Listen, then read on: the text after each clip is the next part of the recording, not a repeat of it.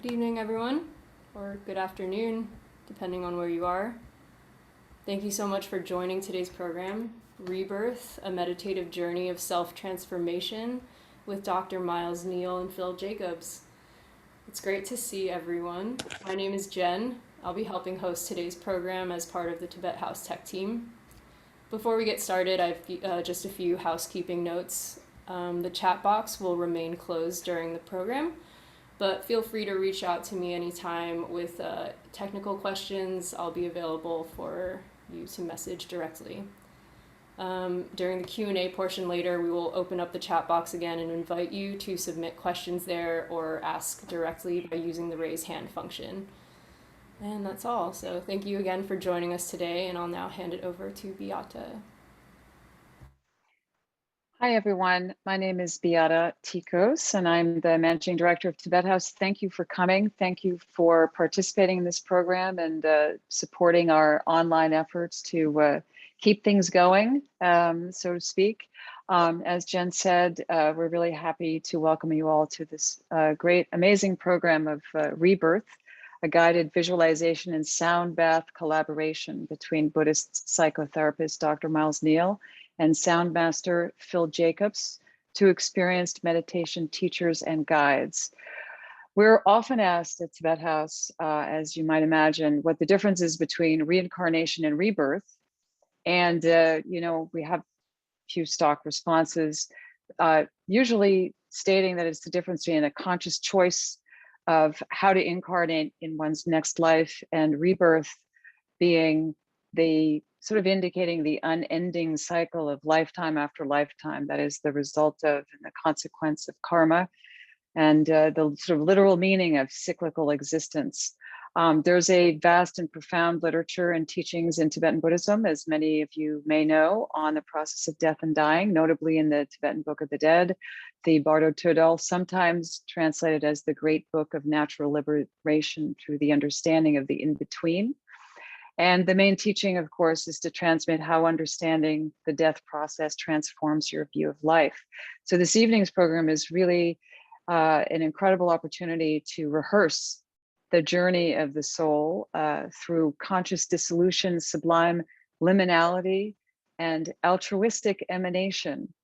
In other words, in an effort to generate not just the aspiration, but actually practice the possibility of controlling one's reincarnation, if possible at all, for us mortal beings.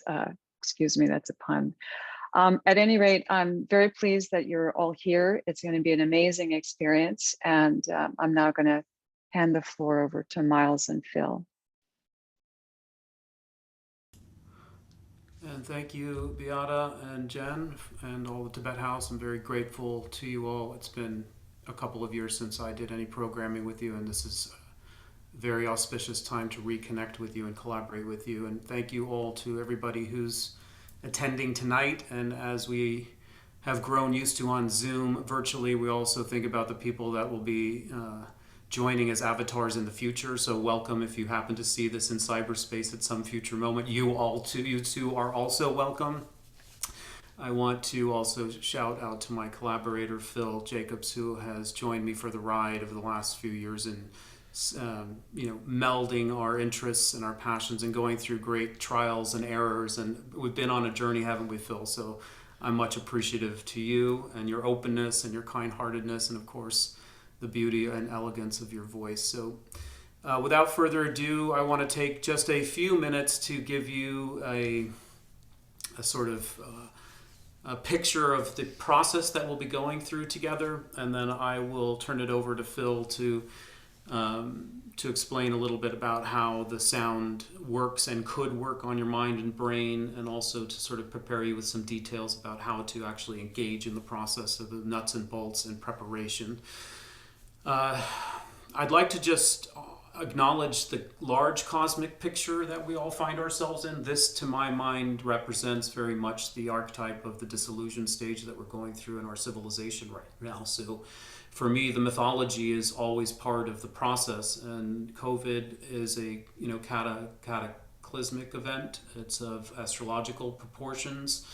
And it really signifies the beginning of an end of way of being. And I think we're seeing that in our social structures. The power structures that have been on the planet for the last 2,000 years have reached their zenith, or they're largely sunsetting.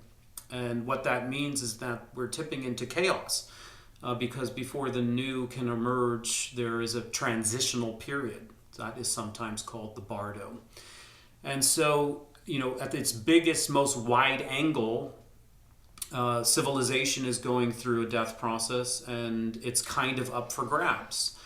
And so I think it's incredibly important as a culture that we acknowledge that we're co-creators with the incoming energies.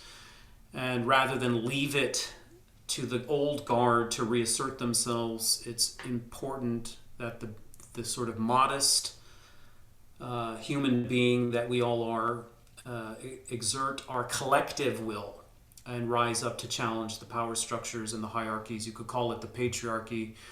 That is, I think, the opportunity for people to engage and to be creative and to infuse a more harmonious energy in the reconstruction of civilization.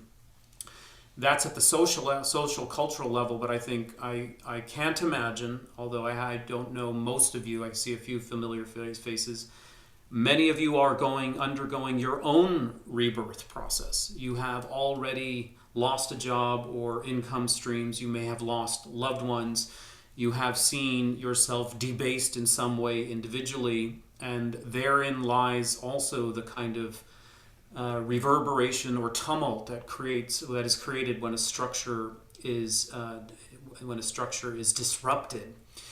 And so here, both at the cultural level and as at the individual level, we have an opportunity to let go meaningfully, to let go of the structures of the planet that were useful at one time but had outgrown their utility, but then also interpsychically and individually and personally embrace the prospect of letting go of something in our lives. And not just to let go into the vacuous vacuum that modern materialistic science wants us to believe in as its own dogma, but into a much deeper, much grander, much more eternal landscape of development. So each of our psyches and souls has been on a very long journey according to Buddhism. We have been migrating through the various realms since beginningless time, they say. So I would like for you not just to hear those words from me, but really try to drop in and suspend the indoctrination, if you will, of Western materialistic scientism that has been superimposed upon us since we were infants, and has in its own way exerted its force, its framework on our creativity and on our vision.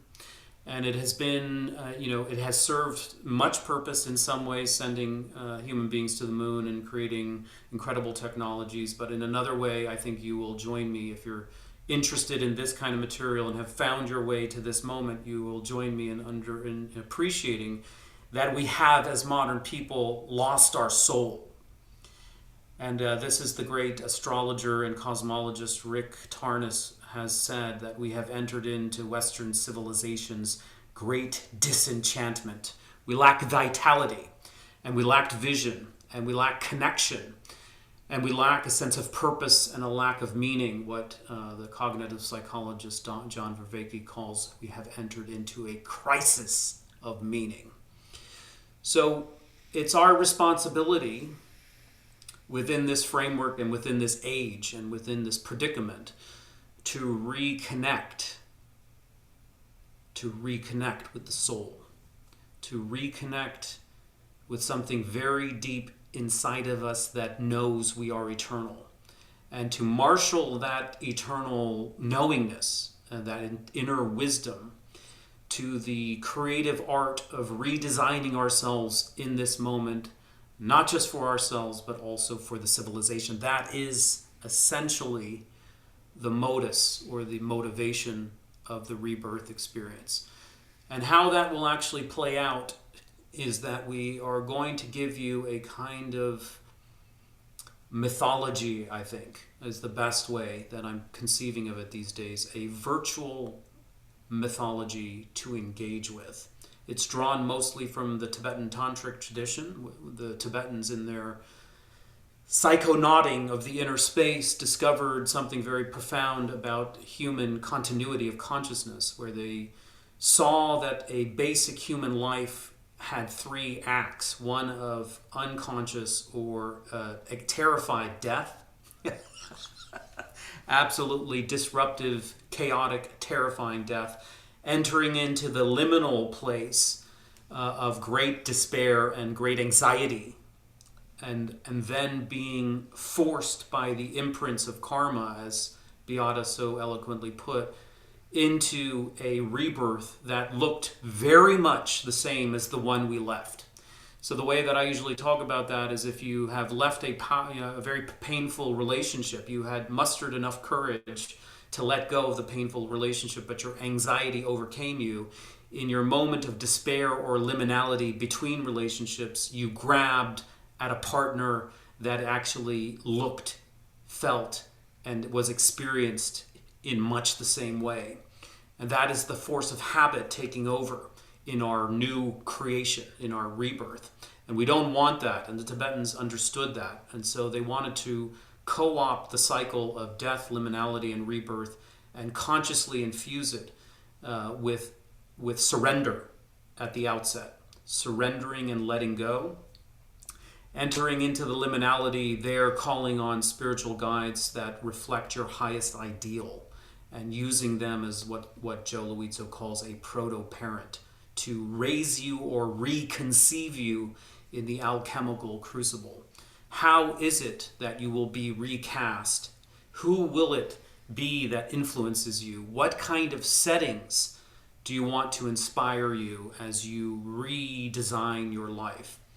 And then entering into the rehearsal of rebirth itself proper, the third act in the mythology, which is, can you try on for size, having adopted the position of a Buddha, having adopted the position of a Tara, having adopted the position of the Christ or the Lao Tzu or whomever it may be. Maybe Bob would call it the Carl Sagan motif of your life, whoever it might be, a grandmother who is particularly eloquent and wise. Once you have established them in your mental continuum, what would it be like to rehearse living in the world, breathing, seeing, speaking, and engaging in the world from that vital energy? That is the Act 3. So that's the thing that we're going to do. That's the mythology we're going to rehearse together. I hope that is what you signed up for. If not, then you have time to exit stage left right now, because it will be a long journey. Okay, I'm going to turn it over to Phil in just a second to really articulate how the music and the sound bowl and his voice intersects with the narration of the mythology, the prompting of these three acts. But before I do, I also want you to just feel that pretty soon here we're going to go into an hour meditation together. Not a quiet meditation staring at our navel, not a quiet meditation staring at the wall in the tradition of Zen, although those are all incredibly powerful in their own context. Here we will ask you to really go into what the Aboriginals call the dream time.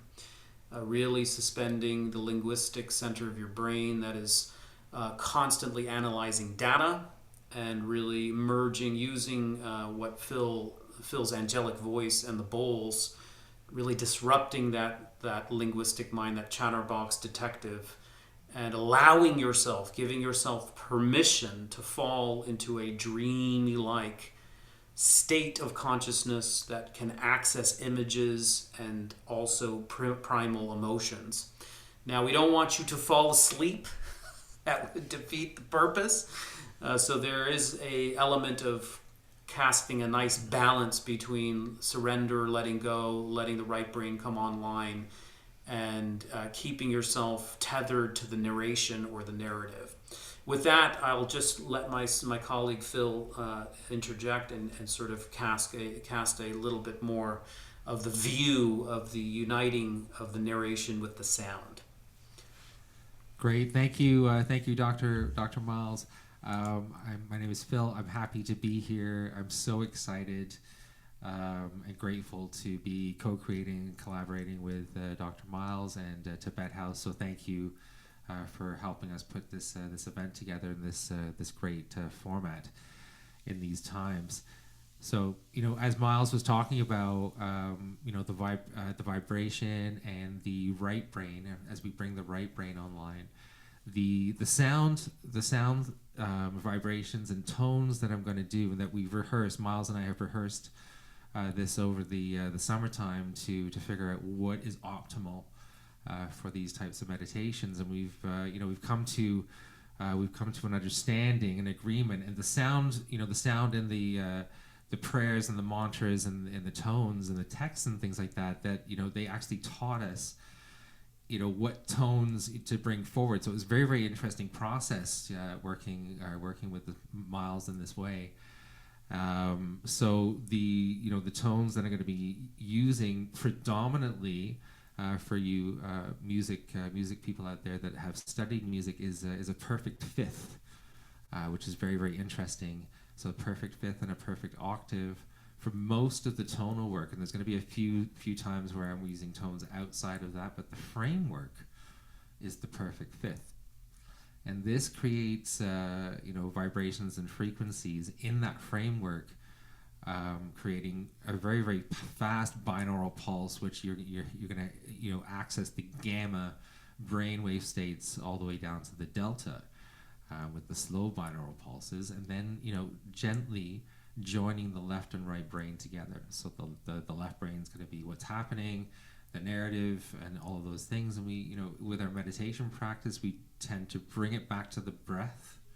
So that's something that I want to reiterate here during the journey, as these parts of the nervous system, neurobiochemistry, infused with the sounds and the tones, and then with Miles's the mantras and the prayers and the texts being infused into the right brain. Bring it back to the breath. Make sure that you're breathing, and I think that there'll be a few times that we'll cue to make sure that the awareness is on the breath, because this experience, when we join these hemispheres together, we're using mythology, like Miles is saying, to help structure what the right brain needs to look like. We're essentially rebuilding that hemisphere in the work that we're doing to create balance. We've been left brain predominant for a very, very, very long time, and feel that the right brain has been atrophied. So we're using sound and frequencies in that way to help rebuild, and then use these ancient architects and archetypes and mythological stories for the framework. So this is very, very interesting work. So during this time, there might be intense emotions, there might be intense memories, and if there's a moment in time where you need to disengage, please feel free to do that. Honor yourself, right? Because when we get into these states, we're going to meet the protectors. We're going to meet the protectors in there, and and we're going to have to navigate that and be very, very gentle here. We don't want to create more of a crisis. We want to be gentle through this process. So if there's any time that you need to rest and take care of yourself, use the bathroom, make sure that you need to have a sip of water during this process, because the body is going through a literal metamorphosis through these next 60 minutes. So I'll leave it there for you, and Miles. Phil, kindly talk about the posture, and if they want to turn off the camera, and blankets, eye masks, and then I have another technical comment too. Sure, perfect, thank you. So the posture, whatever feels right for you. So you can lie down if you'd like, or you can stay seated in a very, very relaxed posture. If you feel like you want to move, feel free and honor yourself, because it's a very invocative process. Whatever needs to happen during and whatever your body's responding to, honor what it needs to do to remain. Remain in your window of tolerance. We don't want anybody getting outside of that. if you know what I mean. So position, comfort is good. Blanket over you to feel a bit safe or create a safe space for you. Eye mask if you'd like, and then if you're having choppy internet connections, because it's very disruptive for the meditation, if it starts to get choppy, just please turn your video off. But if you have a stable internet connection, you can leave your video on for the time being. And then just make sure that you have a glass of water beside you wherever you are. Take a moment if you need to do that right now and get it. All the things that you need to do to be able to drop in properly for the hour. So let's go through this again. Including earphones. If people may have not got the message on the email, like the sound that Phil is going to offer is enhanced if you use even a modest set of earphones. So if you have them around, I strongly recommend you grab one. And then you don't need to see us. This is going to be audio, primary audio, and we don't need to see you. Although I love to see you. You're all beautiful souls.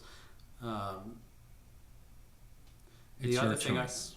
It's your choice, exactly. Thank you. And the other thing is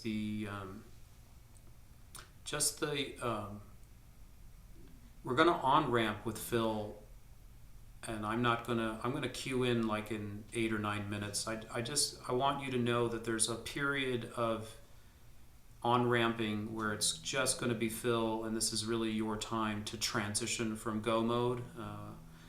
And then the same will happen on the outgoing.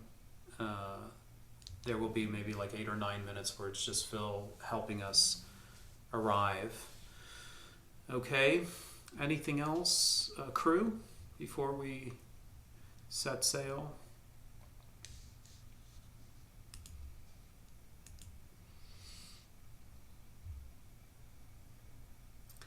So Phil will get going soon, and then I will chime in. The first thing that I'm going to do is help you with intentions. Setting the intention is incredibly important, as most of you know when you do a Buddhist practice. And I just want to rehearse with you before we change our mind state, the mantra that we use, which is an evocation of the Buddha. The mantra is Tayata Mune Mune Mahamune Mahamunaye Soha. And I think when it speeds up, as I heard it being chanted by the monks in Bodh Gaya during the Yamantaka initiation 2 years ago, some of the lyrics drop off so that you can take an inhale. So it sounds more like this. Om Muni Muni Mahamuni Soha. Om Muni Muni Mahamuni Soha. Om Muni Muni Mahamuni Soha. Om Muni Muni Mahamuni Soha. So I'll do it slow. I want you to try it now before we get going. No one can hear you, so don't feel self-conscious.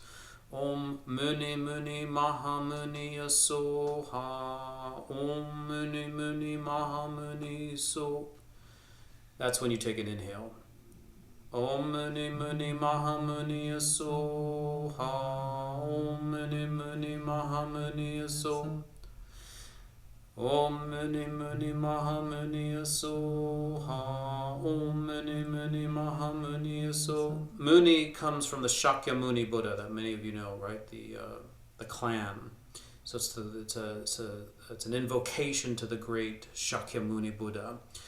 Om Muni Muni Mahamuni Soha. Om Muni Muni Mahamuni So. Now when you do this, when it gets time to do this at the outset, once Phil sets the tone, feel that the Buddha is with you. Feel that you're calling the Buddha. Feel that the time-space continuum can collapse, that the presence of the Buddha is eternal, and that even just by evoking his name, the presence of the Buddha, and if you have your own tantric master, for example, the presence of whatever archetype, deity, guru, whomever it might be, imagine that they're actually present. And I'd also like to just invite you to just let go of the concrete building blocks that surround you. Everything has to go. Everything has to dissolve. So hopefully that's all clear. So we try it one more time, everybody. Om mani mani maha mani azo ha. Om mani mani maha mani azo. Om mani mani maha mani azo ha. Om mani mani maha mani azo. We're going to do it for a couple of minutes, a few rounds. So let go of the censoring mind and get into the vibe. The vibration is really important. Okay, Phil, any other little cues or prompts? Just Can I see thumbs up? Everybody okay and ready to go? It's like tripping without substances. Are you ready to be anointed and to go through the initiation and the journey? I see some of you smiling and then some of you not by that reference. So that... What can you do? We are a divided nation. Hopefully the sound itself will help bridge the gap. Okay, guys. I'm sorry, I have to cut you off, Phil. No, it's good. It's good. You're good? Okay. Yeah, just remember to breathe. Enjoy it. Just let yourself flow with it. Flow with the stream and flow with the curiosities, because there's gonna be time at the end to share your experience and if you have any questions or any thoughts. Or even disagreements, like we can have an open discussion and open forum at the end with some Q&A time. So with the meditation, if there's any notes that you want to make as well, make some notes and things like that, or you can just fully immerse and then come out. But there's going to be some time at the end to share, so just remember that too. Okay. Woo.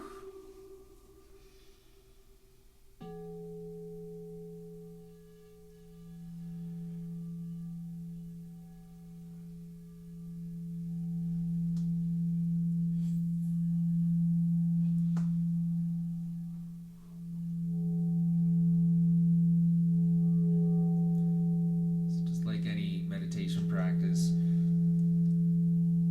and just draw awareness to your breath.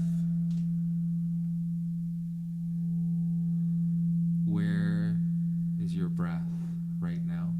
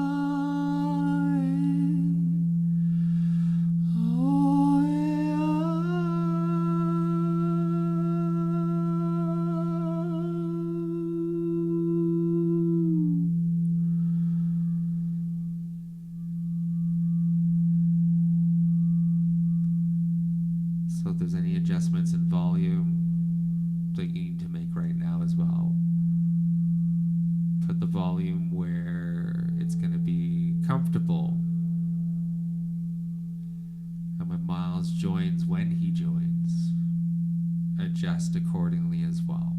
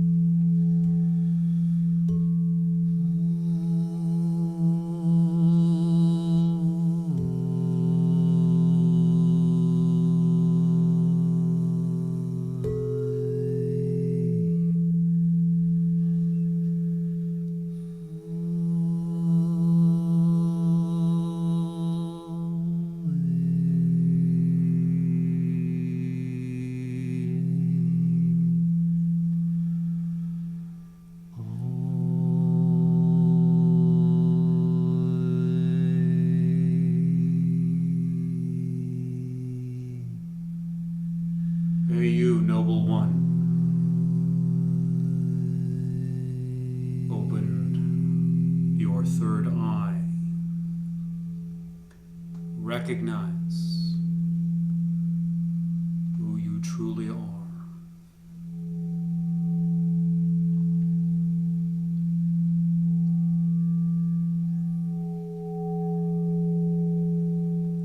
Drifting like a ship at sea since beginningless time, without rudder, nor sail, nor bearing, assailed by wind and wave, and caught in the current.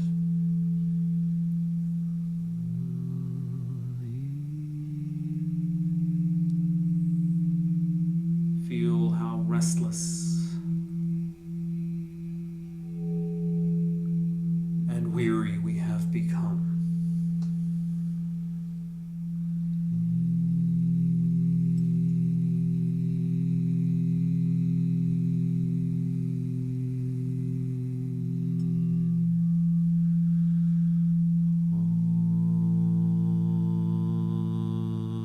Not by coincidence, by the impetus of virtue,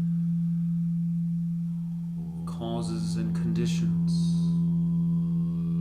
have come together for this miraculous human rebirth.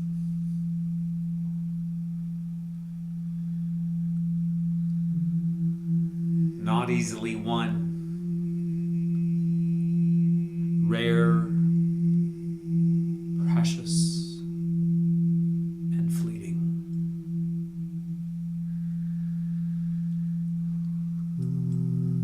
Noble one, take a moment and take heed of the miracle that is your life.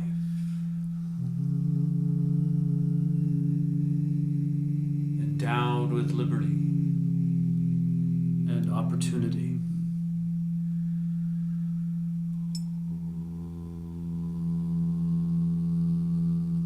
All the conditions finally ripe, sense faculty intact, inclination towards spirit,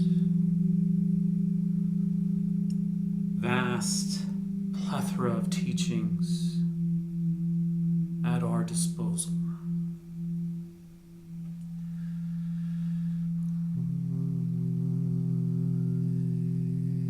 Have spent many eons in the hell realms,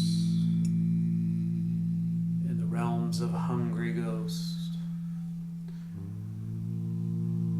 We have arisen to the great heights of titans and gods, seeking but not finding,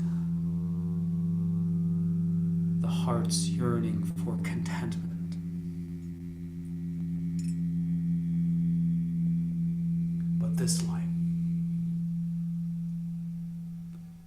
This life, such a thing is finally within reach. Breathe, noble one.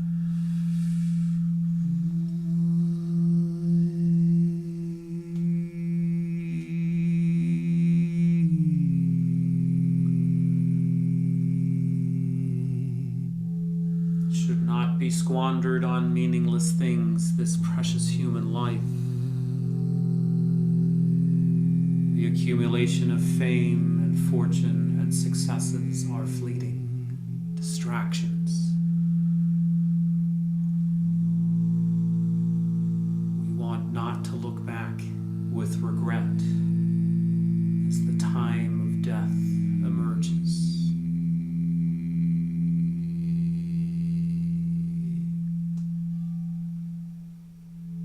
Like every great traveler before they set on a destination, they study well their map and take refuge in their guide.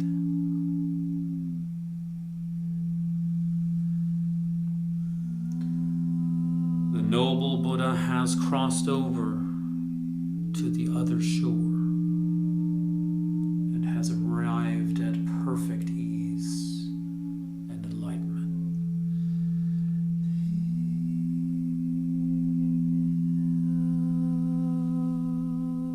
Should we venture to set sail now, noble one?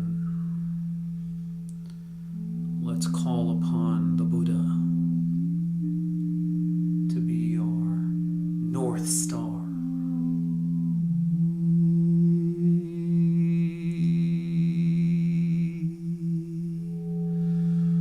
Through the reciting of his name, we evoke his presence.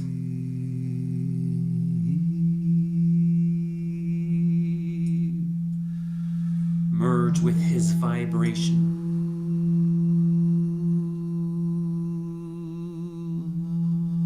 And taste the elixir of his boon.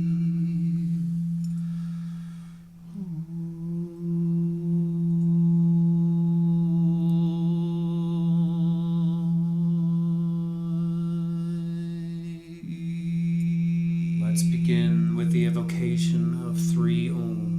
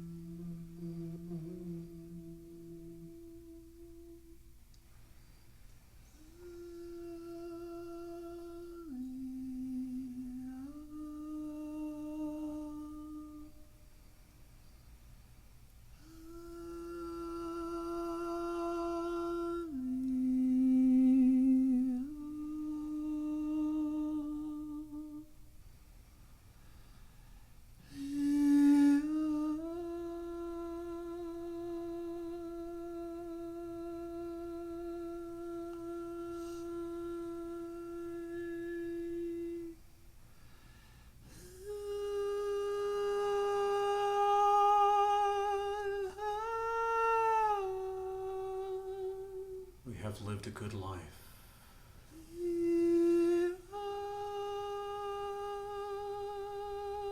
Pursuing not fame, but rather virtue. Rather than success, we have pursued wisdom. Rather than self-absorption, we have pursued compassion.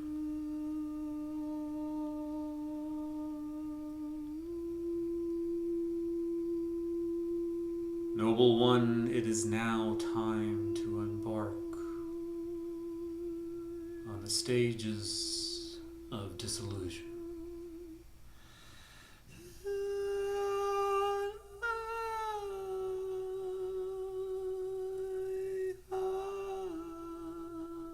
It is time to leave friend and family and all that is familiar.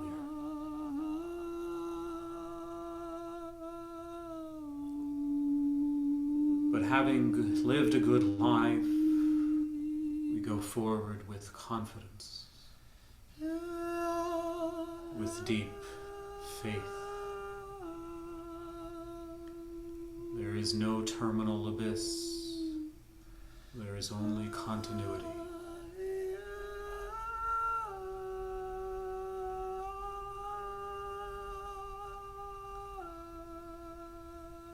Do now arrive upon the bed of your own demise,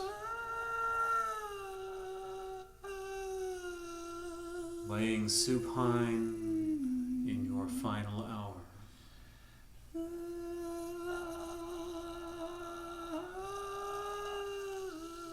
You are surrounded by those whose hearts you have touched.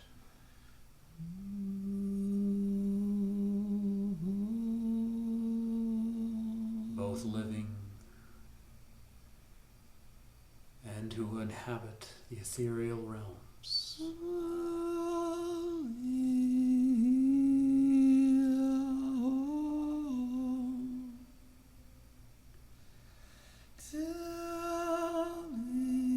Like markers on a long journey, there are internal signs reminding us and orienting us to the process of dissolution. At each marker, an opportunity to breathe and to let go.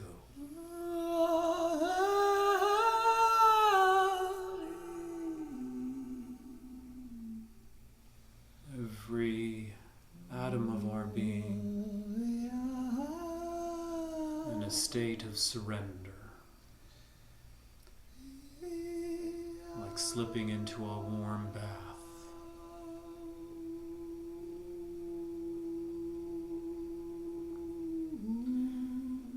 The body is beginning to give way, noble one.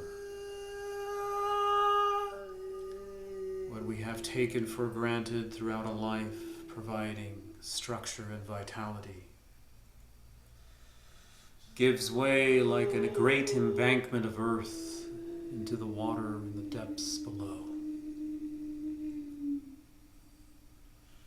The elements are dissolving.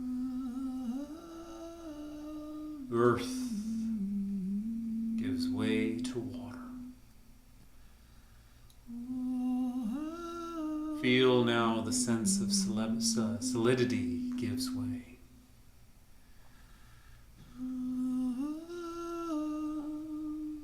And as it does, there is the inner appearance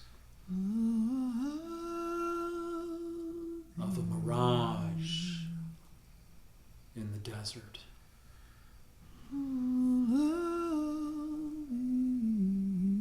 Trust this sign, noble one, fear not.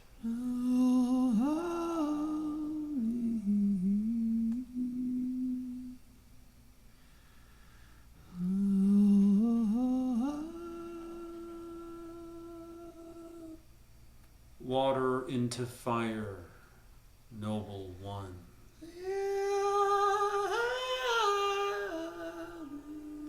The sense of fluidity in the body, the dynamism,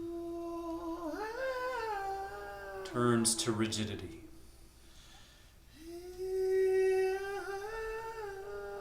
Resist not, noble one, but surrender instead.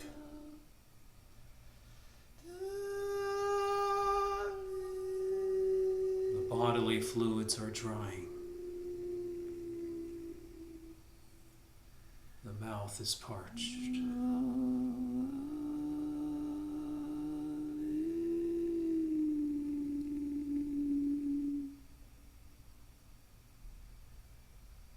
And the inner sign emerges of smoke and vapor.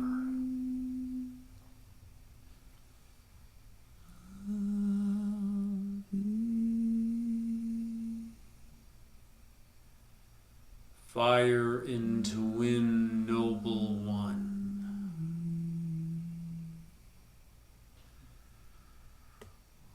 The energy in the body, the animating life principle, loses its power. The body becomes cold. Let go, let go, let go, noble one.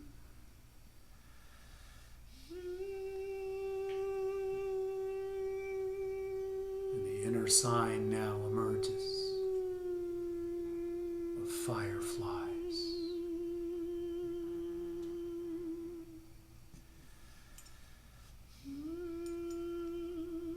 Wind into space, noble one. The last remaining tether of this life before we enter the between.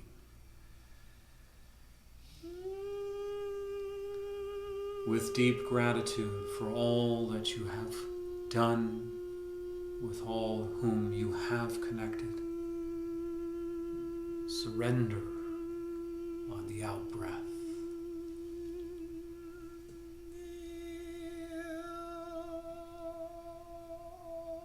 And just then, right there and then, at the tip of your exhale, dawns the inner sign of a still candle flame.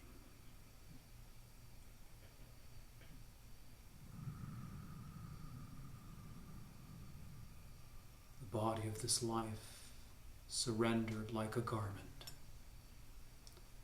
Now only consciousness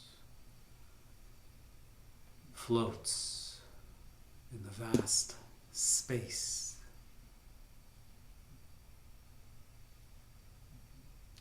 Since beginningless time, consciousness has been propelled by the forces of yearning and repulsion and of misunderstanding. Noble one, it is time to let go of the imprints and find pure consciousness.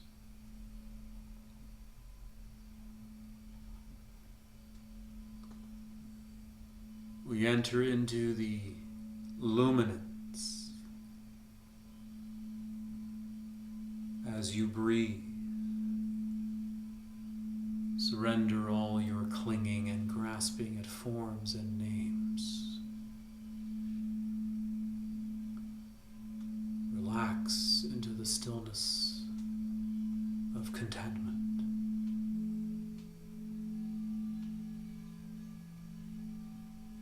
And as you do, a pristine moonlight dawns in the mind's eye.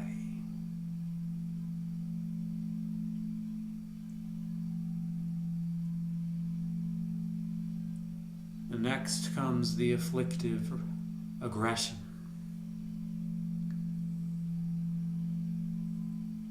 All the ways that we are forced here and there by malice, temper, rage.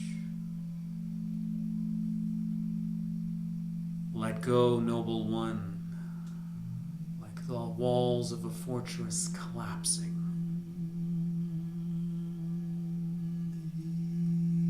Into the warm radiance of the sense of deep safety.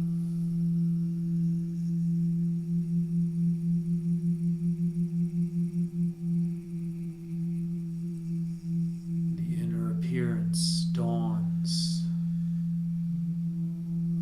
like twilight.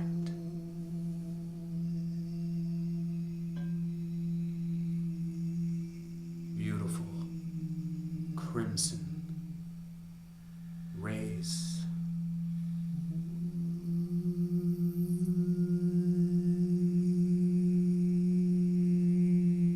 And finally, the relinquishing of self-absorption. The deepest instinct of identity claiming and possessing. Breathe now, Noble One.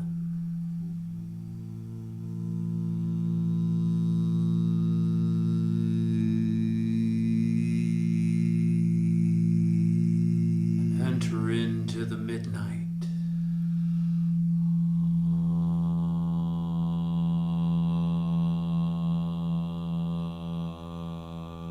The undifferentiated.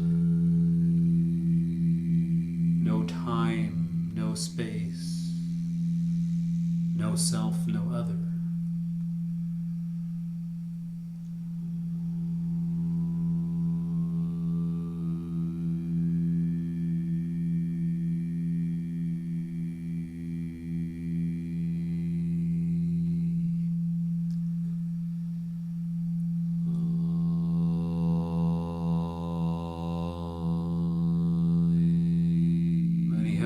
Here into the abyss of union and mistaken it for the final destination. But it is merely a way station, Noble One.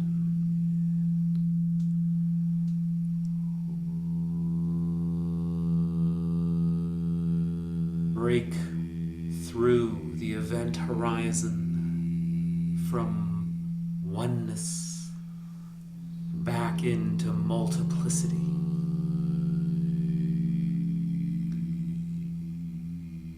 Forms reappear, sights, sounds, smells, tastes, and touch all appear, but are held in the quantum field, known to me fully what they are. Apparitions, the play of mind.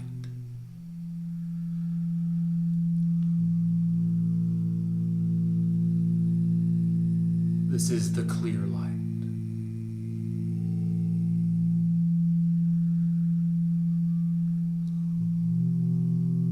The razor's edge of non-dualism.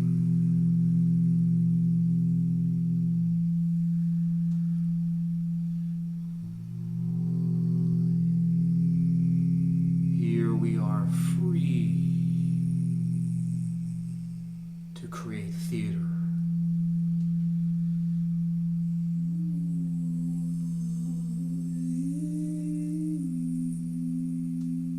Reconstruct life.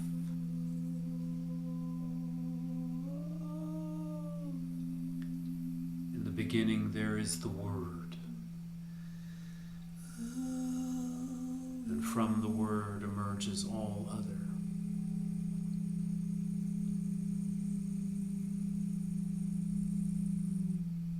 Find yourself now, Noble One, emerging in a body made of light.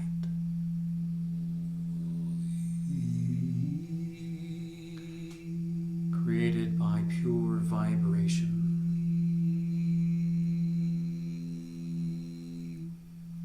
Transparent, luminous.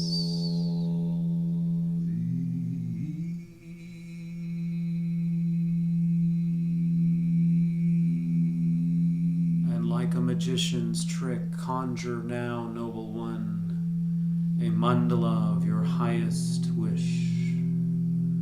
beautiful sanctuary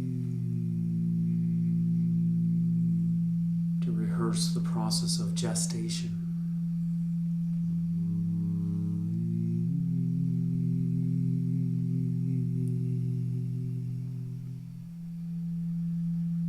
It could be a temple, an amphitheater, a cosmic mandala, a forest or stream.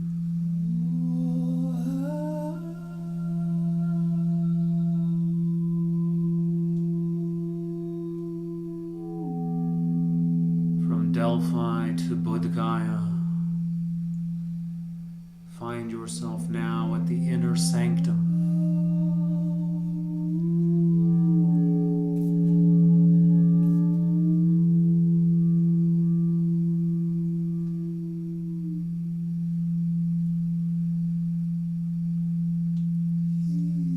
Protected on all sides.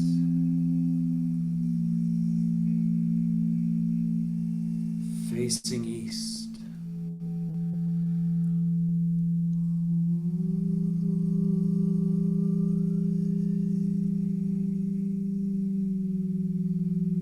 Noble one from your purest heart, call your mentor to guide you.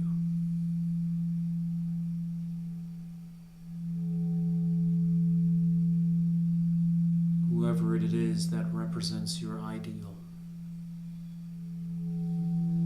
that which you want to become.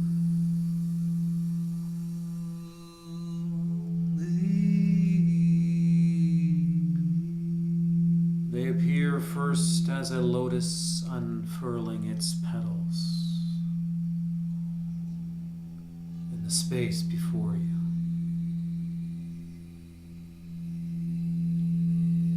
And revealing a beautiful, luminous, dual sun and moon cushion made of light.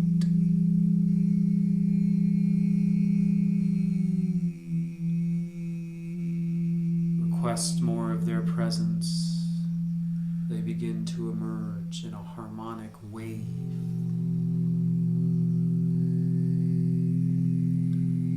From the center of the lotus comes the seed syllable.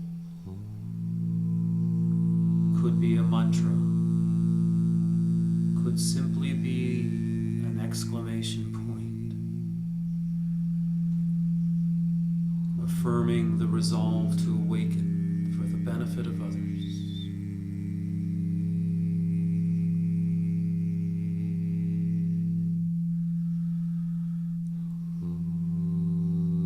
And then finally the full form appears. Whatever deity or mentor guide. Whether they have one face or many, 2 arms or many. See them in full lotus posture atop this beautiful lotus in the space before you, close enough to touch.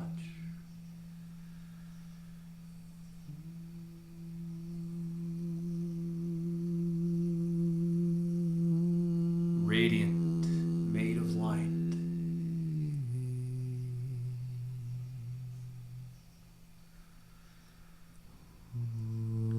Eyes gazing at you with care. A beautiful smile that reassures. A regal posture that instills confidence. Adorned with beautiful silks and jewels. A king or a queen of the awakened state.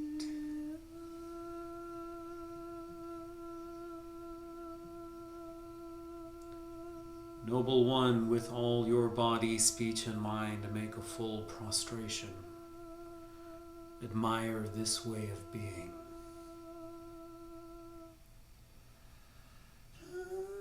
Take refuge.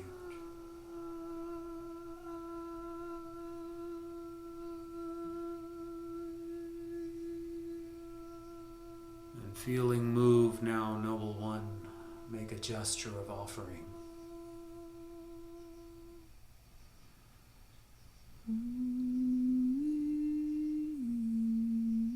And as you lay these gifts before the divine, then feel a sense of proximity and closeness.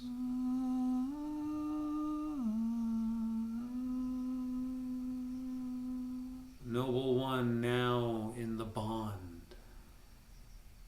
in the alchemy of two, let go any of your regret, your misdeeds, your failures, your fears, your doubts.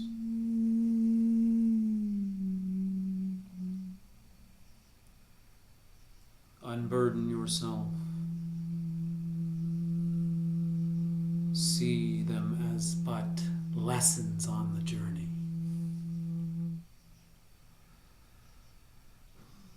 Like being thrown into a great fire, the divine receives them without any judgment or reservation.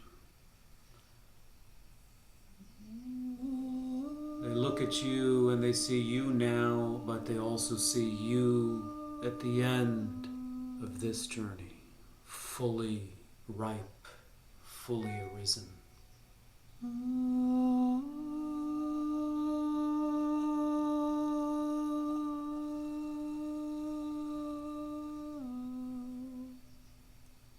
Noble One, now it is time to rejoice.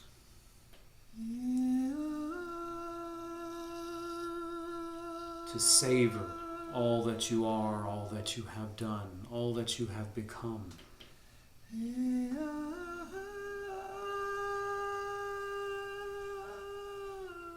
And not only your own accomplishment, but the accomplishment of all those on the journey to awakening.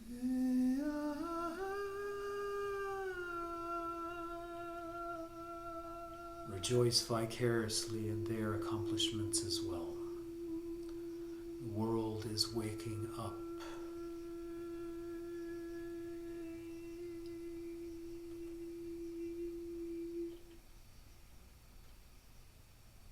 Finally, now it is time to taste the blessing. Ask your mentor to anoint your crown and to bring you into the fold. He or she sends a beautiful, pristine wave of light. It comes to your crown, and like elixir, melts and descends like a drop past crown, throat, and heart.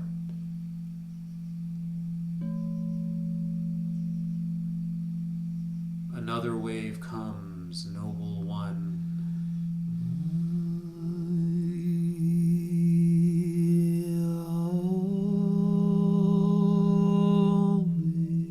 Bestowing more elixir. Take it at your crown.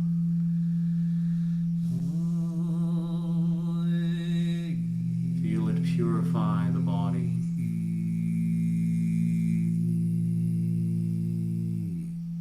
Take it at your throat.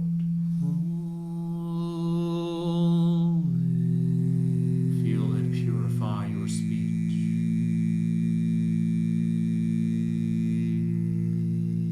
Take it into your heart. And feel it purify your mind.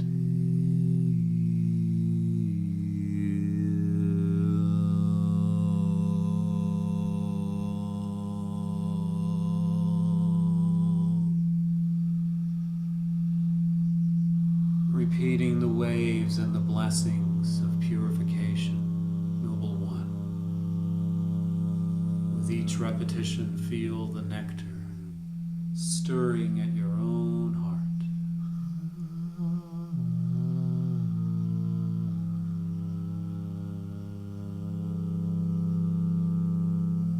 two tuning forks in complete synergy, the mantra of the Buddha's affirmation begins to resonate from your own heart.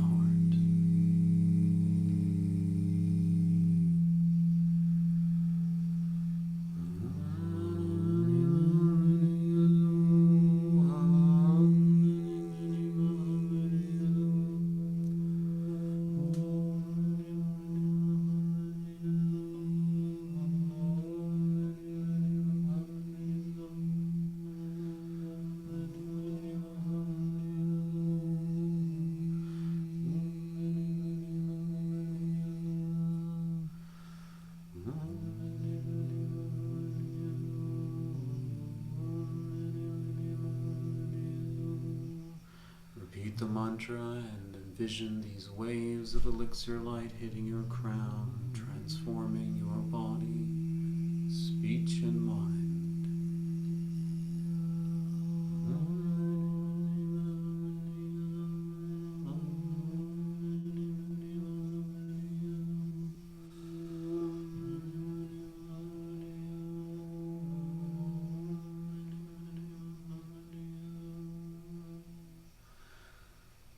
All the energies that have gone into rigid identifications, protective instincts, desires have been transformed, unbounded, unshackled. You have been recast anew in the image of your mentor.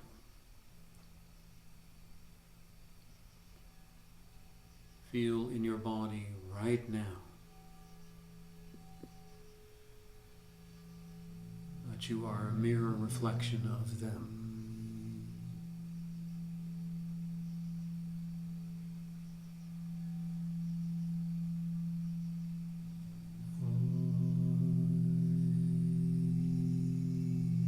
Imagine their actions in the world or your actions.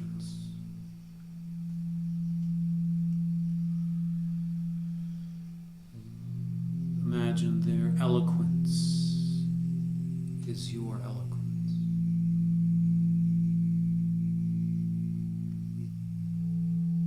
Imagine their perfect view, your vision.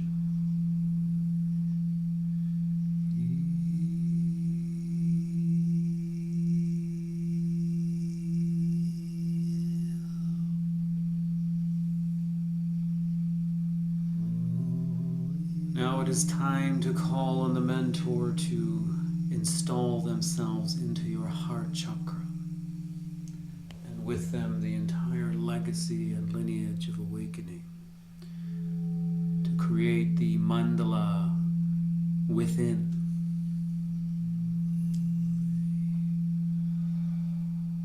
Whatever sanctuary you have found yourself at the center of, whatever cosmic palace or theater, imagine it begins from its periphery to its center, dissolving into luminous light. Likewise, the mentor being from crown to toe, dissolving into luminous light. Even the lotus and the throne dissolves into light. All coalesce into a single drop of elixir.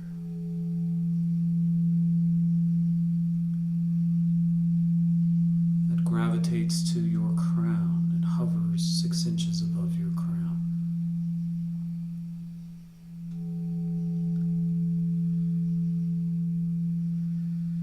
Before receiving the anointment, ask yourself, are you worthy? Worthy to be an emissary, an avatar of the lineage? Are you ready to participate in the dance?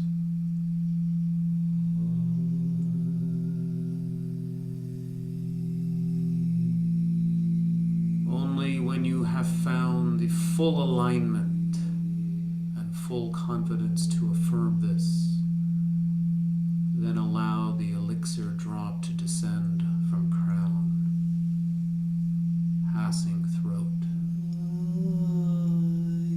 and merging with the indestructible drop at your own heart. Sperm and egg merging in the central channel.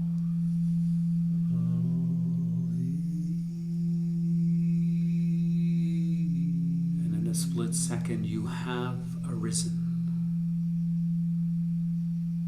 You have been reborn anew.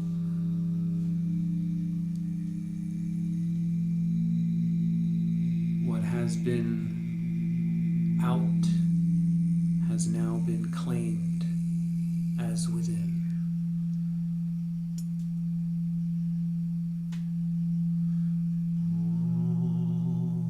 Noble One, rise and claim your throne.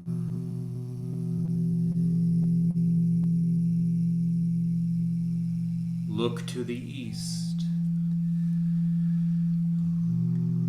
and see the sun rising, and with it the new dawn of a new civilization to come.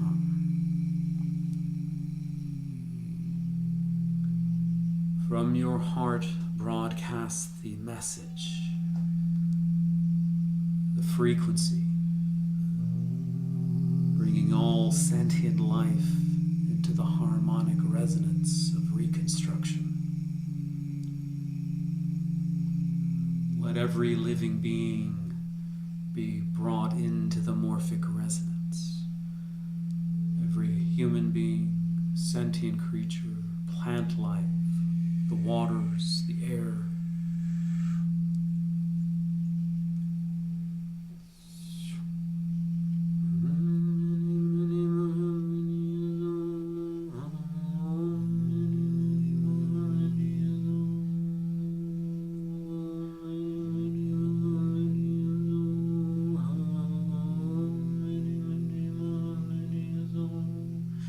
Henceforth, light rays now come from your heart, destined to hit the sun and refract from the sun throughout the universe.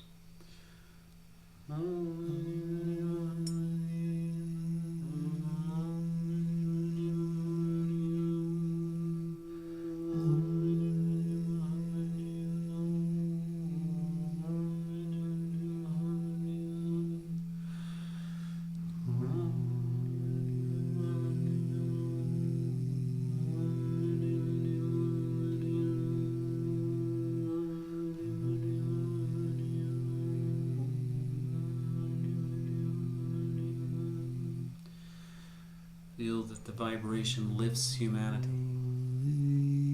transforming the afflictions into the 5 wisdoms.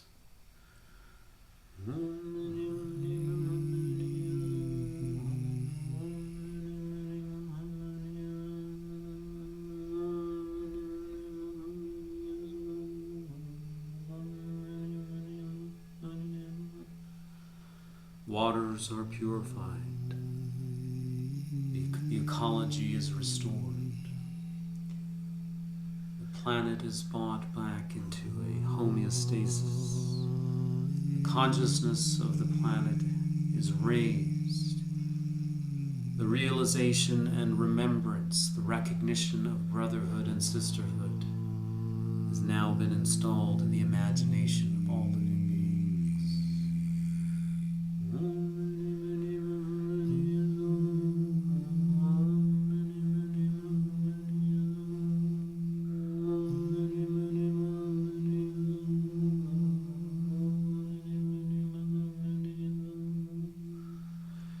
Take a moment now, Noble One, as you breathe. What kind of vision of the planet do you see with your own third eye?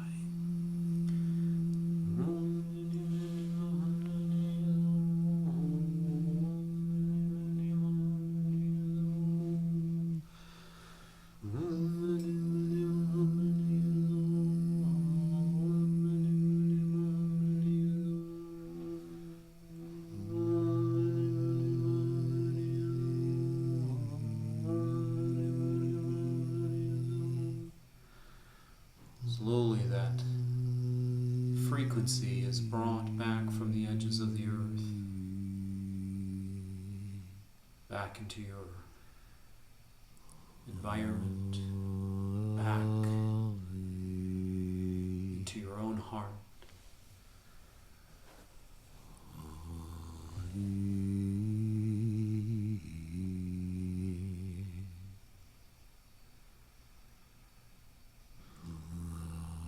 Let's rest in silence here, noble one. The work has been accomplished. Breathe.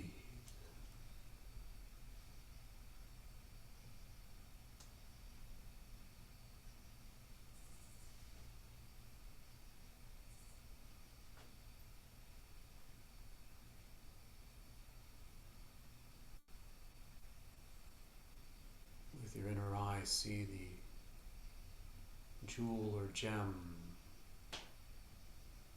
the nectar drop in its orbit at the center of your heart chakra. Before we head back to the world, take a moment to affirm yourself and align your conviction with what it is that you have seen. Take your moment to make your prayers and seal your aspirations.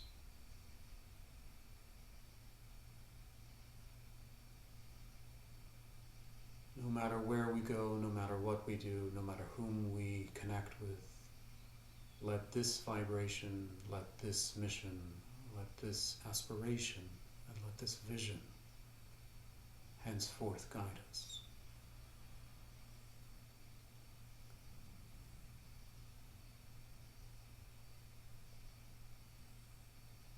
And as we affirm that, it dawns on us that this is just but a simulation. It has been just theater of the active imagination. Like a fighter pilot's simulation, it has nonetheless created deep karmic grooves in the seed of the soul. It is time to return to the body, noble one.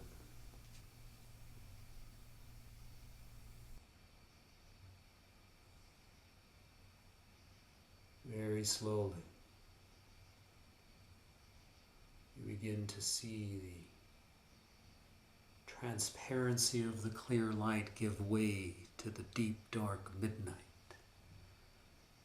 The signs of dissolution in reverse order will help us reclaim the material form. Breathe, noble one, from midnight to the twilight, and from twilight to moonlight, and from moonlight to space, space to wind, wind to fire, fire to water, and water to earth. Arrive back, noble one, in the body, in this life. Don't open your eyes.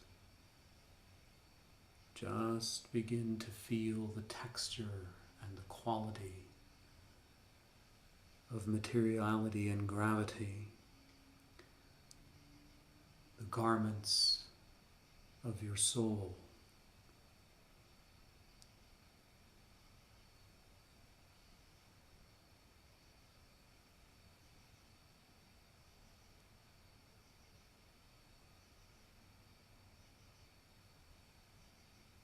Breathe. Begin to come back into this light with each breath. into this body, into whatever room you inhabit, into whatever dwelling the room is within, and whatever city you might be near, whatever state, continent, planet, solar system, universe, it all reappears. This time, however, the third eye remains open, and there is discernment. Whatever can be seen, tasted, touched, smelled, known, is known to be the play, the dance of non-duality, where form and emptiness meet.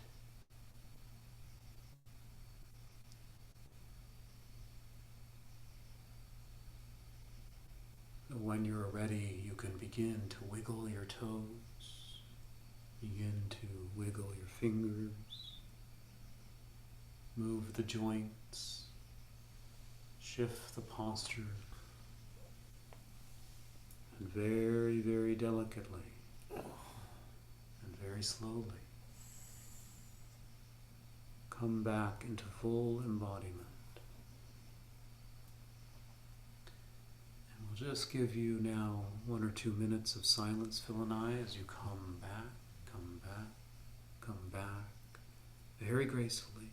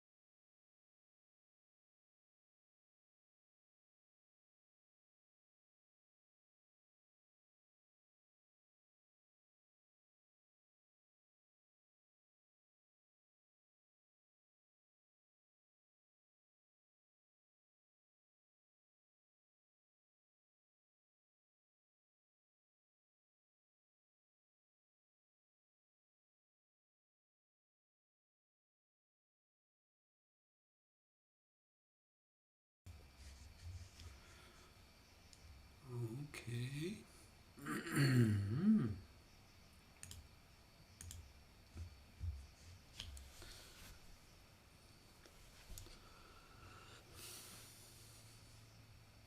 So there's no need to rush.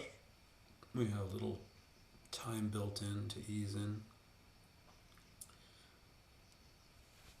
And only if you're wanting to put your camera back on.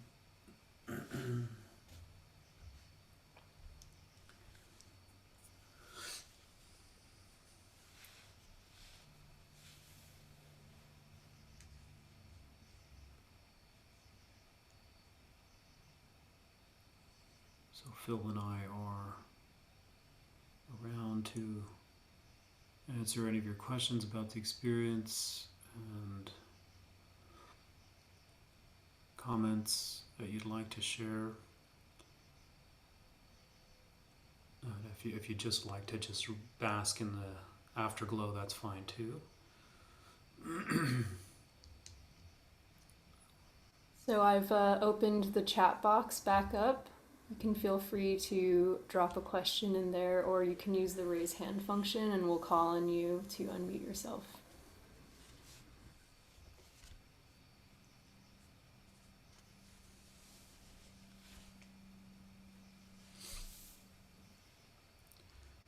As you come back online and some of your questions and comments come in, I just want to thank you for being having the flexibility to try the experiment. This is obviously experimental work that has much tinkering and refining to do between Phil and I, but it's such a pleasure to venture into the unknown with you, and I'm curious to know what some of your experiences have been.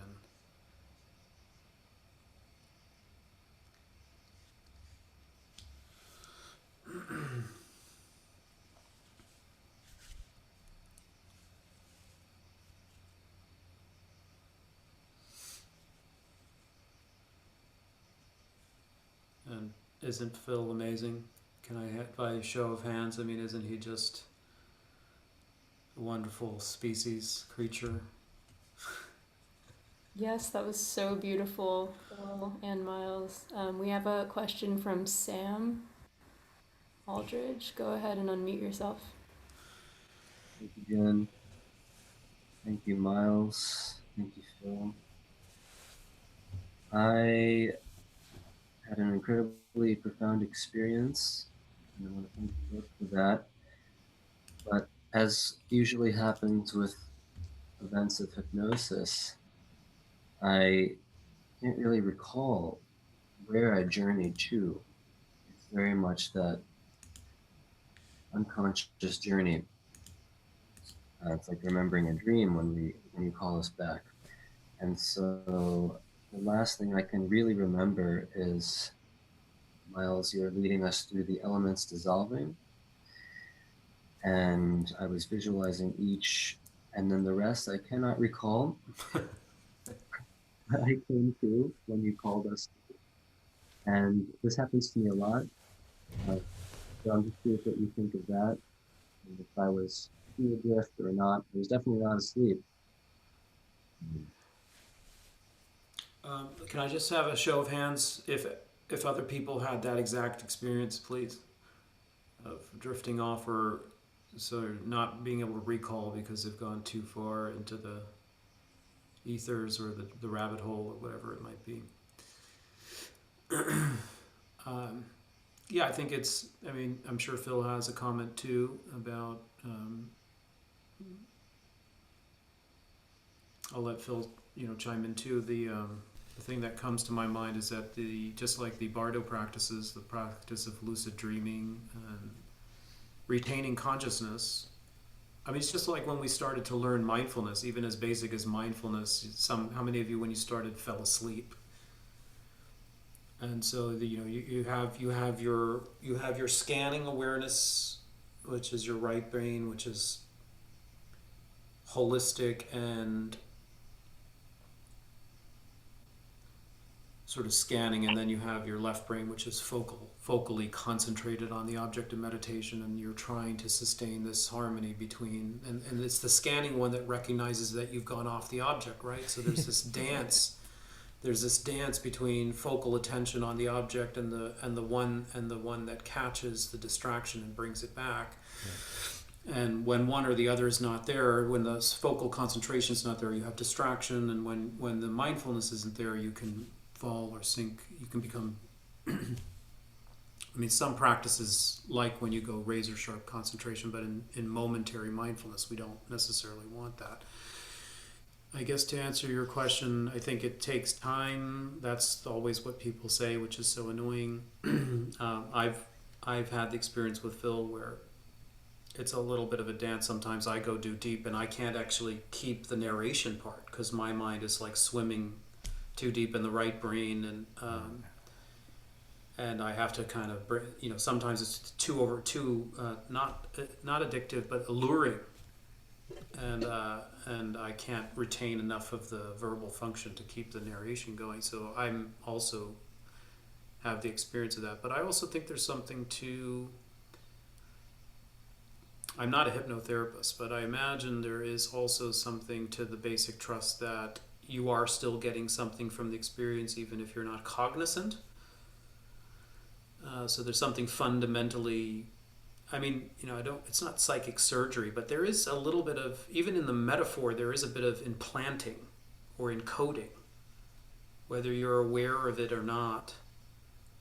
We're laying down metaphor and we're laying down archetype and we're laying down sequencing, and whether you actually know what the meaning is or you don't have apprehension at the moment, it's still going in.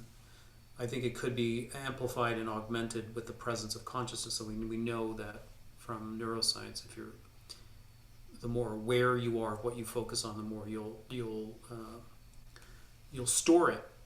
But I don't think it's if you drifted off because Phil's siren song was so magical. Don't think it's all for naught. Phil, do you have any other comment? I do. Thank you, Miles. That was wonderful, and you describe it, and I love the way you articulate that space where you're not asleep, but you're aware, right? And I like that to be I liken it to like when you're just waking up or you're just falling asleep, that in between state, that kind of state we drop into, and then with the sounds and the resonance, we're able to plant those seeds with those different frequencies. And what we've done is we've brought the whole experience together. So when you feel like you're in that space and you sort of don't remember, the work is done, because basically we want to, in a meditative state, bring balance to the parasympathetic nervous system and the sympathetic nervous system. It's the bottom line with the neuroscience. And when that happens, we're usually in this place of like not alert but not asleep. This beautiful, warm, relaxed, and you're like you can think about you're aware of the billion things that you're thinking about. It's not overwhelming because you're so relaxed, and it's so aware. So that in that state, as we rebuild, as Miles is, we're on on a mission. We've got our directives here to help rebuild in the appropriate manner. And then with meditation, in the meditation space, we've got the opportunity to really, really prime, like I love the way Miles says this, to prime the nervous system to receive the structure, right, or to receive the new structure. If the nervous system is in a fight or flight mode, it won't receive. It'll just try and defend, or run away, or create an alter ego to deal with whatever that is showing up. We know the complex, how complex the psyche is. It'll just adapt. So we want the nervous system in a state so that we can rebuild the right brain. And I often liken myself and Miles's relationship to Miles is more of a left brain. No, and I'm more of a right brain, because in the meditation I am in that space when I'm doing that, and I hear Miles's voice guide me through the whole whatever it is. So in collaboration and co-creation, what we're doing here, he's his words and his guidance are essentially an anchor for me, because I love being in the space of not knowing, and very, very blissful state, but with no anchor. So my whole entire life I've been not tethered, and this is like a great experience to have, some of the myths, the ancient texts, and the mantras, and I'm very fortunate because I get that right in my ear, and I'm also creating the music and the tones. So like I'm so grateful to have that. So it's in that sense, that's what we're doing, and that's and I'm hoping everybody sort of sensed that, coming through, and I'd love to hear people's experiences, what you feel like now, as opposed to the process. Like we can get into, and over the next day or so, you'll be like, oh yeah, that happened. The memory will go, and something will come up that you might not remember right now. So it's a different level of consciousness that we're playing with, and different levels that we're not normally accessing. But we're in there. It's and that's an incredible thing. And Krista Harris, I think, had a question around, and I can't see it now because there's Yeah, so I, many. ca- I Yeah, have if you it. could say, yeah, yeah, okay. Yeah, so thank you so much for your question, Sam. Krista in the chat asked, Philip, were you using just voice and crystal bowls? Which note crystal bowls were you using? Yeah, right. Thank you. So thank you for your question. I'm using an E pure tone.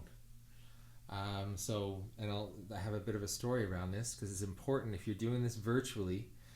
I had an F bowl that was great. Miles liked it, liked the tone, but it wasn't a pure tone. It had a wave to it. So there was a peak to the tone, and then there was a valley.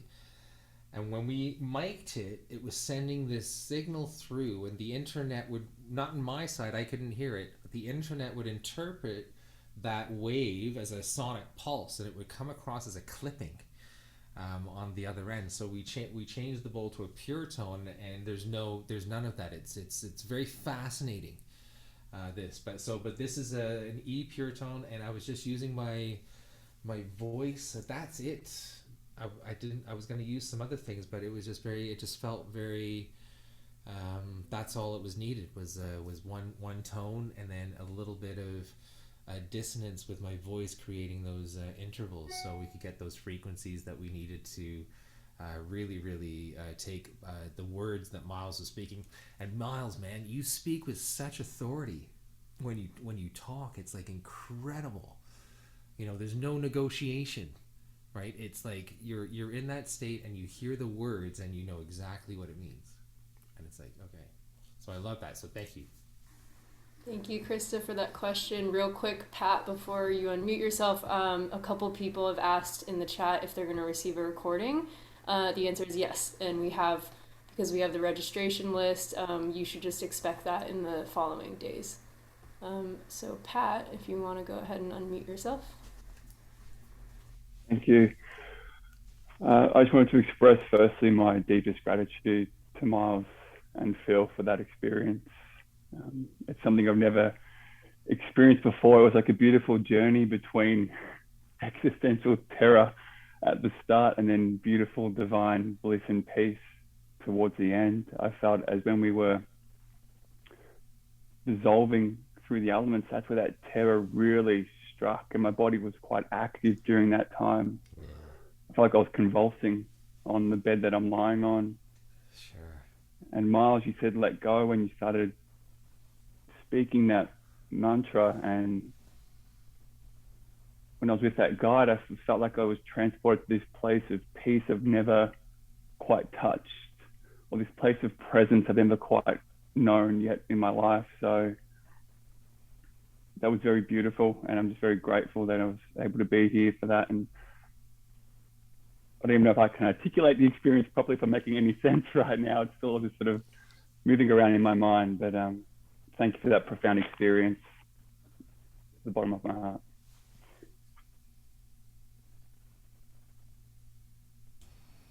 Thank you, Pat. And to be perfectly transparent, not more than a month ago, I had a near-death experience that I've been struggling with, deathly afraid of dying, and like literally deathly afraid of dying.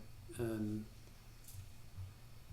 I think what's apparent is that there's no preparation for death in our culture, and I feel very deeply unprepared for an inevitability, and in a way orphaned by my own culture in terms of preparation. So the Tibetans knew what they were doing, and I just want to resonate with you that I have a lot of anxiety around letting go. It's I can say it, but doing it is another thing.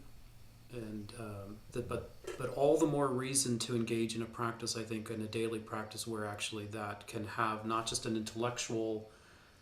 I mean, I think we can all say something profound, but then I shat my pants for 3 weeks in a near-death experience. I was convulsing and crying and abreacting and absolutely terrified and debased. And so it showed me for the rest of my life I will have to work on death and dying. That's what's come out of this. And if you look in your culture, it's all saran wrapped. But other cultures know how to die. They know how to die right out of the gates. They all have rites of passage. As soon as you're come of age, you also have to become aware of letting go, and including the big letting go. So this is part of an experiment with that, where for better or for worse, it can be frightening. It's frightening because we don't know. If you look at it just existentially, we don't actually think that there's anything after death. That's part of our indoctrination. It's terrifying to just think that you drop into a vacuum. So anyway, I just want you to know I have that too. Thank you for sharing, Pat. And also, we don't have rituals in our culture remaining. We don't have rites of passage, and we don't have mythologies, and we don't have the architecture for training. And this is something that I've wanted to design with Phil, so that in 60 minutes you can do a daily practice that has so many elements that have been lost in our culture.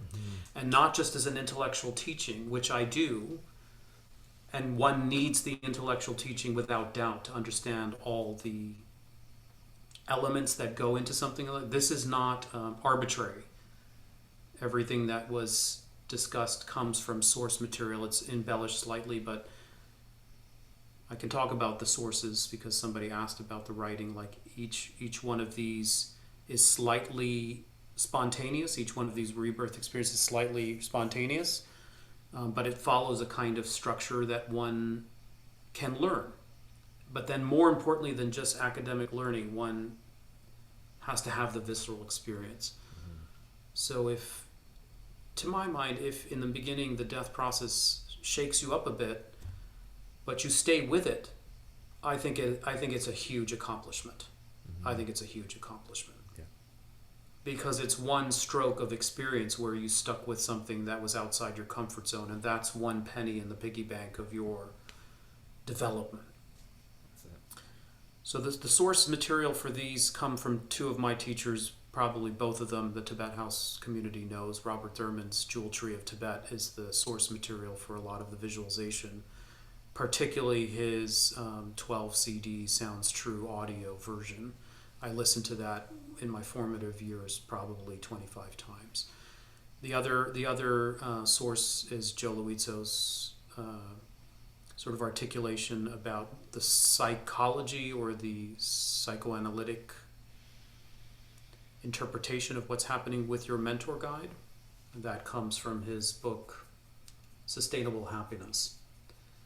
I guess what Phil and I have done is taken that legacy and then introduced the sound. I hope you agree that the sound makes all of it much more deep.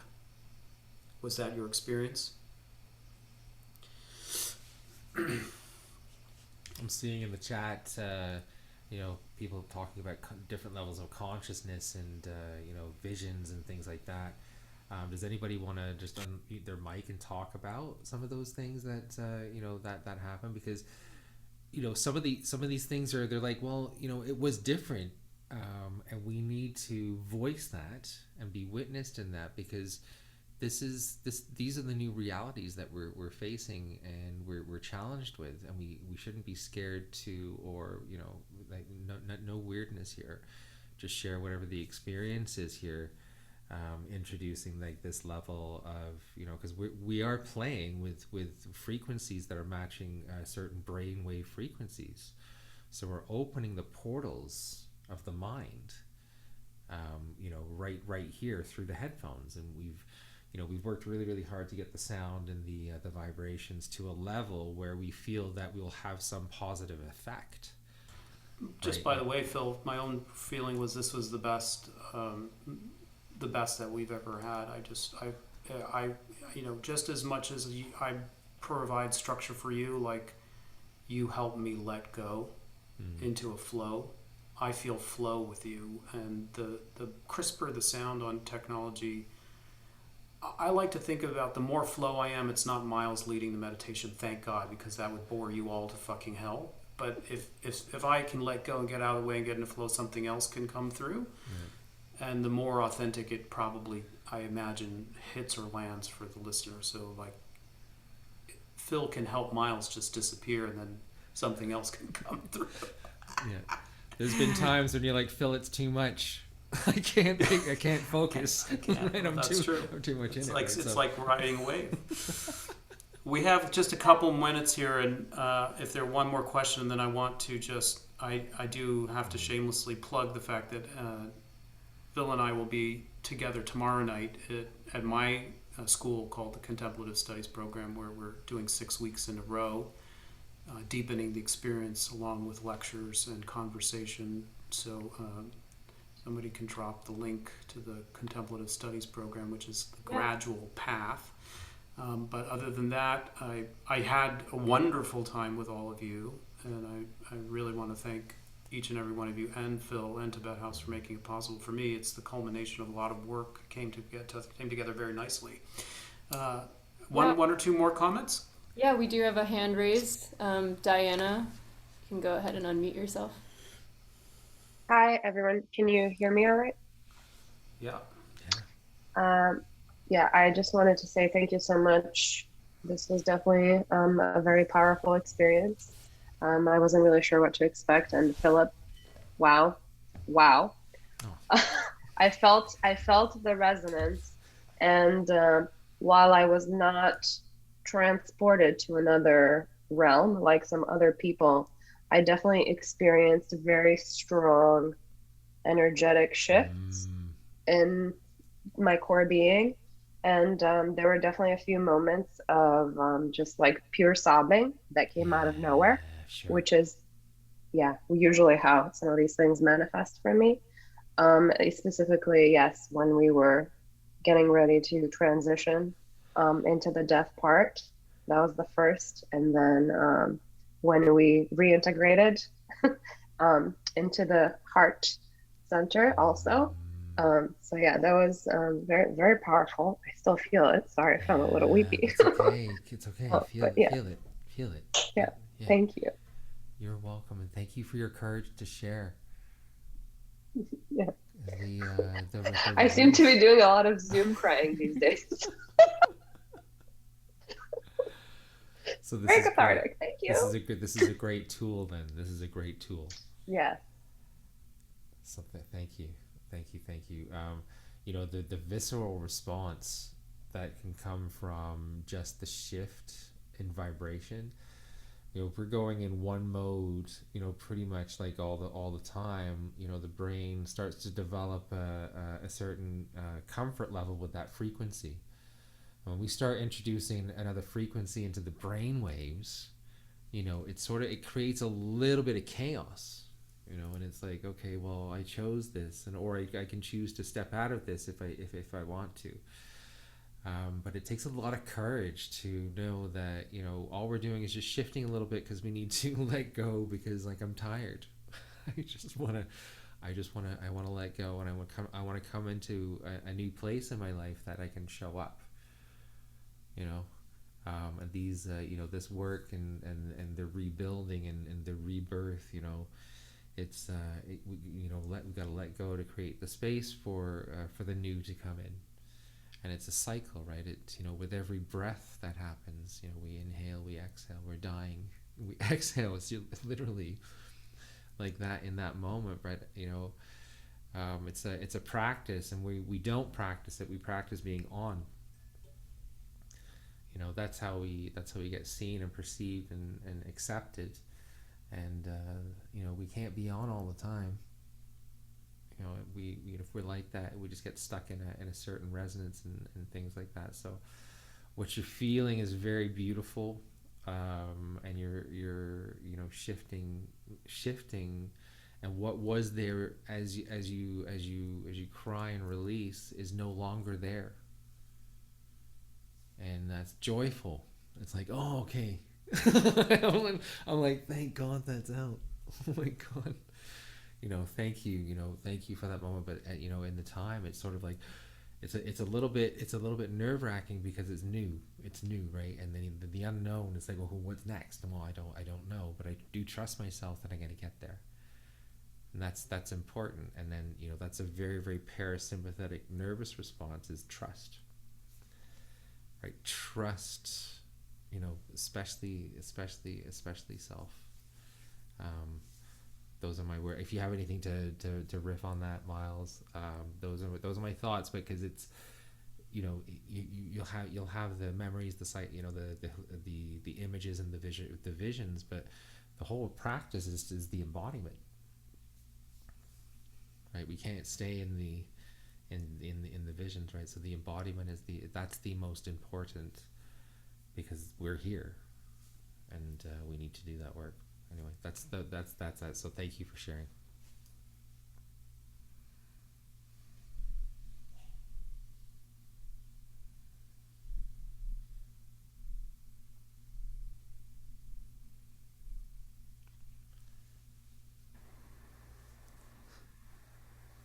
Miles, did you want to add anything to that? Well, I think that was beautifully put.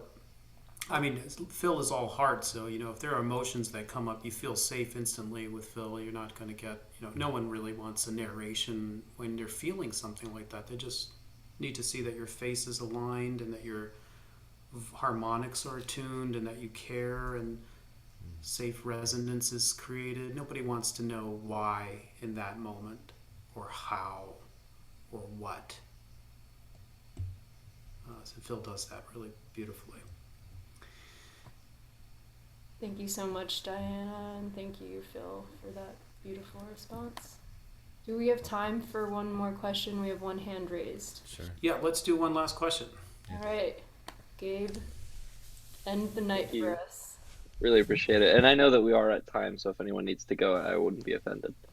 But I just wanted to say that as far as experiences go, Sam and Pat, I could really identify with what you were saying, and I think that speaks definitely to the connection that we were sharing through this digital space, which is just such an interesting way of experiencing human connection. And there definitely was like a shared presence in that, and it made sense. I know that, Pat, you asked, I'm not sure if I'm making sense, but it definitely did, what you were saying to me, or it made sense to me what you were saying. I could share if I know that Phil, you had asked people who had experienced some of these more subconscious feelings if they wanted to explain. Personally, I had experienced a very interesting vision or hallucination, or I'm not sure subconsciously what you want to call it, with the eye of a deity, and I've historically been a very skeptical person of religion and mythology generally. I was raised Catholic, and actually struggled with a very deep depression and PTSD for most of my life. And in this meditation, as we had sort of lifted off from this realm and into the Bardo, I was, doing as requested, envisioning a teacher or a Buddha or some sort of deity that may represent like a version of the self that has learned from and will learn from, and sort of this endless space and this endless time. And it was simply a vision of an eye, and not a human eye. Interestingly, it was an eye unlike anything that I've ever seen in a living being. Belonging to that of clearly a higher dimension, and in colors that I couldn't quite describe. Blue is probably the closest thing, but in very, very imaginary in ways that I wasn't able to fully understand. And at that point, actually, the words became unintelligible of what Miles was saying. I did sort of fade into this subconscious space where English didn't really mean anything anymore. And while the music was still resonating and I was still clearly present, I did catch myself mindfully saying, not in English terms, but just words don't make sense. All of a sudden, all I see is this eye staring at me and me standing in its shadow. And it was a very, very fascinating experience. To Miles' joke earlier, I actually have experimented with psychedelics, and I would actually say that visualization has rivaled the level of trip that you can achieve with those. And I would also recommend that if you haven't tried them, steer clear until they become legal. That's probably just a couple of years down the line. A doctor could really help walk you through it, because it's an intense experience. And I think that a guided meditation like this is a much safer and more appropriate way to go through some of those things, and hopefully, if those become another route to do so, and you're interested, going through a doctor would be a good idea. So that's all I had to say. Thank you for sharing, Gabe. Thank you. That was a beautiful share. With a show of hands, who had some sort of a similar experience to Gabe? That you see something and it's like, or like you saw something but you don't think you saw something and you're questioning. Is anybody there in that? No. Okay, so there's a few of you that had that experience. The beautiful thing about what we're doing is, in the quantum field where there's really no distance, we're able to play in that space when we access that space, and it's different. Everybody has their own unique experience around it, but we're playing and we're healing in that space when we access it, when we allow ourselves to access that space, that frequency. And through all of our respective places across North America and the world, where we created this satellite grid where we all enter that space. We're following Miles's voice in New York, and we're following the little bit of the sounds here in Toronto, Canada. And then you're all along, and you're all envisioning what this new world is going to look like. And you know how powerful that is? Like resonance and vibration in the quantum field, that's all connected to everything. It's exactly what you're talking about, Gabe. It's pre-verbal. It's not the words, it's not words. It's like these tones and feelings. That's what's coming out. And it's in that space that we, with this work we did tonight, the ripple effects are tremendous because we're not all in the same vicinity. So I'm thank you for sharing that. Thank you both for such a wonderful experience, and everyone for being here. It was a wonderful sense of community to do this with you all. So thank you. Beautiful. Okay, guys. Thank you so much for sharing. Thank you for experimenting with us in totally legal imagination. And hope to connect with you soon or in another time. Want to thank also Tibet House and the team there, and of course Bob Thurman's inspiration and the Dalai Lama.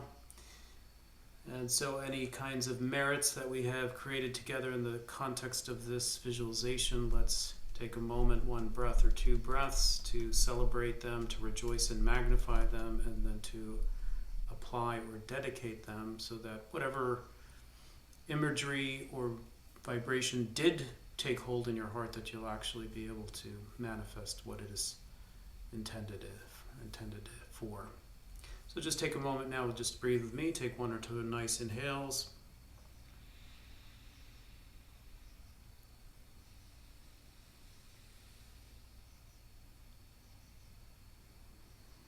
And then feel that whatever was in the visualization actually lingers there in your heart, in the center of the chakra. There's still a little diamond elixir drop, and that is the inner wisdom of your soul there. So that's accessible anytime you can remember, and maybe in the next few days some things will emerge from there as you piece together the puzzle.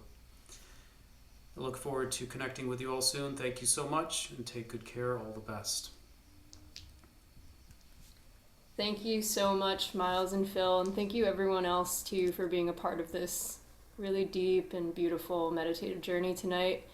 So yeah, as I said, we will send that recording out to you in the coming days. Please enjoy the rest of your evenings wherever you are. See you soon.